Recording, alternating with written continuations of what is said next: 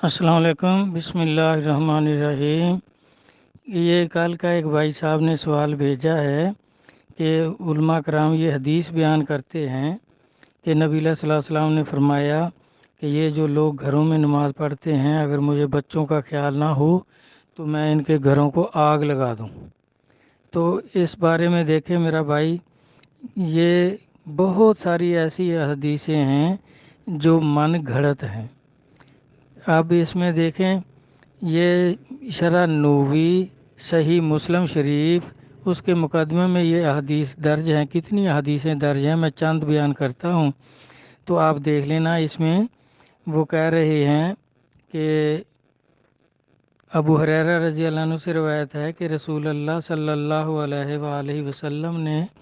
فرمایا کہ میری اخیر امت میں ایسے لوگ پیدا ہوں گے جو تم سے حدیثیں بیان کریں گے جن کو نہ تم نے سنا نہ تمہارے باپ دادا نے سنا ہوگا، تو ان سے بچے رہنا۔ دوسری حدیث مبارک یہ صفحہ 30 پر مقدمے میں درج ہیں یہ حدیثیں، یہ سن لیں غور سے۔ دوسری حدیث مبارک ابو ہریرہ رضی اللہ عنہ سے روایت ہے کہ رسول اللہ صلی اللہ علیہ وآلہ وسلم نے فرمایا، اخیر زمانے میں دجال یعنی جھوٹ کو سچ بنانے والے اور کذاب یعنی جھوٹ بولنے والے پیدا ہوں گے۔ وہ ایسی حدیثیں تم کو سنا دیں گے جو تمہارے باپ دادا نے نہ سنی ہوگی، تو ان سے بچے رہنا، اور ایسا نہ ہو کہ وہ تم کو گمراہ کر دیں اور آفت میں ڈال دیں۔ اور تیسری حدیث عامر بن عبدہ سے روایت ہے کہ عبداللہ بن مسعود رضی اللہ عنہ نے کہا کہ شیطان ایک مرد کی صورت بن کر لوگوں کے پاس آتا ہے، پھر ان سے جھوٹی حدیث بیان کرتا ہے۔ جب لوگ اس سے جدا ہو جاتے ہیں تو ان میں سے ایک شخص کہتا ہے کہ میں نے سنا ایک شخص سے جس کی صورت میں پہچانتا ہوں لیکن نام نہیں جانتا، تو وہ ایسا جھوٹ بول رہا تھا۔ تو اگلا عبداللہ بن عمر بن عاص رضی اللہ عنہ سے روایت ہے، انہوں نے کہا دریا میں یعنی سمندر میں بہت شیطان ہیں جن کو سلیمان علیہ السلام نے قید کیا تھا، اور اب قریب ہے کہ وہ نکلیں اور لوگوں کو قرآن سنائیں، اس طرح یعنی اس میں بھی رد و بدل کر کے سنائیں گے۔ تو یہ حدیثیں ہیں، آپ اس میں دیکھ سکتے ہیں۔ پھر انہی کے یہ خود امام مسلم صاحب بھی فرماتے ہیں کئی راویوں کے نام لے کر کہ وہ ان کے بارے میں جنہوں نے من گھڑت حدیثیں بنائیں، جھوٹی حدیثیں بنائیں، تو جو ان کو جھوٹا کہہ رہے ہیں، حدیثوں کو من گھڑت کہہ رہے ہیں، اور اس لانتی کے بارے میں کہہ رہے ہیں کہ اس نے 4000 حدیثیں بنائی ہیں۔ تو وہ کہتا کیا تھا کہ جب میں کوئی عمدہ بات سنتا ہوں تو میں اس کی سند خود بنا لیتا ہوں، اور میں اس میں کوئی حرج نہیں سمجھتا۔ تو احمد بن صالح اور حافظ عبد الغنی اور ابو حاتم نے کہا کہ اس نے 4000 حدیثیں بنائی تھیں۔ 4000 حدیثیں۔ اب کوئی بتا سکتا ہے کہ وہ 4000 حدیثیں جو اس نے بنائیں اور کتابوں میں درج کر دیں وہ کون سی ہیں؟ تو اس طرح آگے دیکھیں آپ، یہ امام مسلم صاحب صفحہ 43 پر اسی مقدمہ میں شرح نووی صحیح مسلم شریف، تو اس میں وہ لکھتے ہیں کہ یہ امام محمد باقر نے رسول اللہ صلی اللہ علیہ وسلم سے نہیں سنا جو یہ حدیثیں ہیں، اور یہ سب روایتیں غلط ہیں۔ دوسری روایت کرنے والا جابر ایسا بد اعتقاد شخص ہے، اس لیے یقین ہوتا ہے کہ وہ سب روایتیں جھوٹی اور جابر کی تراشی ہوئی ہوں گی جن کو شیعہ نے اپنی کتابوں میں روایت کیا ہے۔ اور آگے سفیان رضی اللہ عنہ سے روایت ہے کہ میں نے جابر سے رضی اللہ عنہ سے سنا کہ اس نے 30,000 حدیثوں کو نوٹ کیا، اس نے بنائی، جن کو میں ایک کو بھی ان میں سے جائز اور صحیح اور حلال نہیں سمجھتا۔ تو اس طرح بھائی، اور پھر بخاری شریف کو دیکھ لیں، بخاری صاحب نے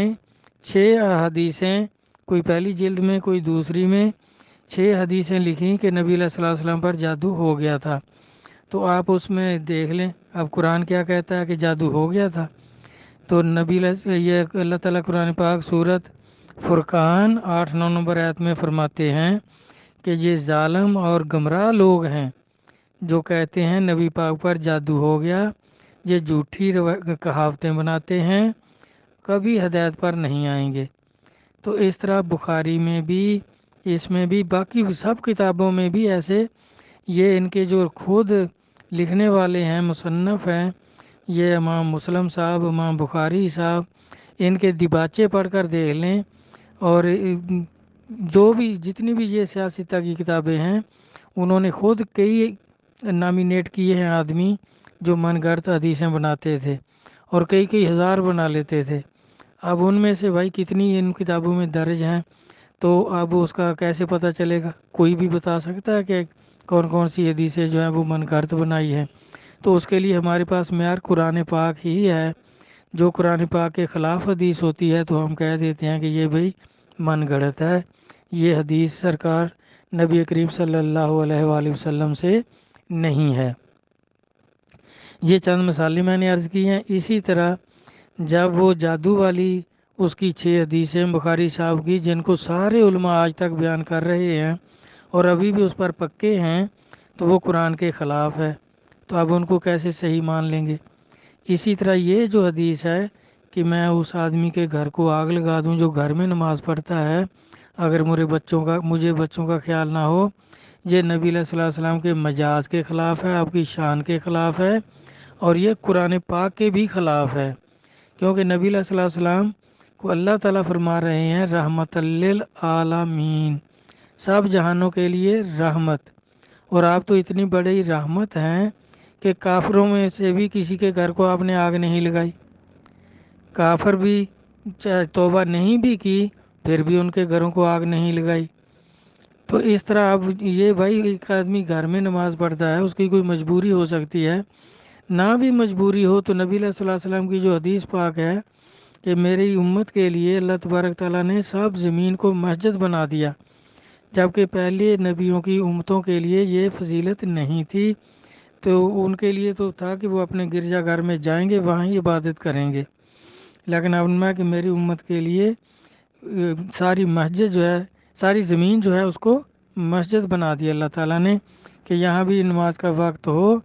زمین پاک جگہ دیکھ کر آپ نماز پڑھ سکتے ہیں۔ تو اس طرح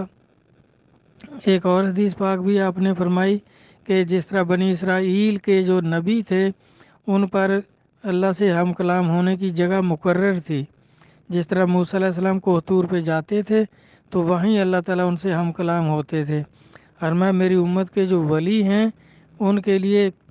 ساری زمین جو ہے وہ کوہتور کر دی اللہ تعالیٰ نے، کہ جس جگہ بھی میرا ولی ہوگا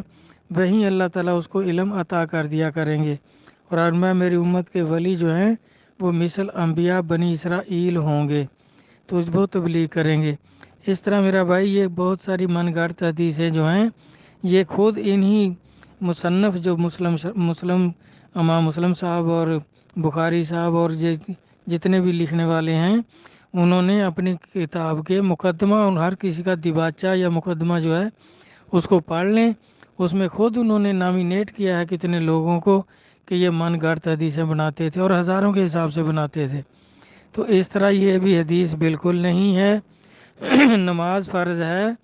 جماعت یا مسجد جانا فرض نہیں ہے، تو یہ نبی علیہ الصلوۃ والسلام کے مجاز کے خلاف ہے، قرآن پاک کے خلاف ہے، یہ بالکل ایسا نہیں ہے۔ جہاں چاہیں یہاں آپ موجود ہیں، نماز کا وقت ہو گیا ہے، اذان آپ کو سن گئی ہے تو وہیں آپ نماز پڑھ سکتے ہیں۔ اگر مسجد کے قریب ہیں، فارغ بیٹھے ہیں اور کوئی کام بھی نہیں ہے اور کوئی مجبوری بھی نہیں ہے کہ چلنے پھرنے میں آپ کے گھٹنے وغیرہ بھی درد نہیں کرتے، تو پھر مسجد ضرور جائیں، کیونکہ مسجد بھی قریب ہے اور آپ کو عذر بھی کوئی نہیں ہے، تو پھر مسجد جائیں، اس سے برکت ہوتی ہے، اللہ تعالیٰ زیادہ اس کا اجر عطا فرماتے ہیں۔ تو اس طرح میرا بھائی یہ جو انہوں نے لکھا ہے یہ تو بالکل غلط اور من گھڑت حدیث ہے، اور یہ حدیثوں سے ثابت ہے، قرآن سے ثابت ہے کہ سرکار کے مجاز کے ہی خلاف ہے۔ سرکار رحمت للعالمین ہے، سب جہانوں کے لیے رحمت، کافروں کے لیے بھی رحمت، مشرکوں کے لیے بھی رحمت، اور کسی کا بھی آپ نے گھر نہیں جلایا، تو یہ ایسی بہتان بازی اور جھوٹی حدیثیں بناتے ہیں۔ اللہ رسول سمجھ عطا فرمائے۔ والسلام، اللہ حافظ۔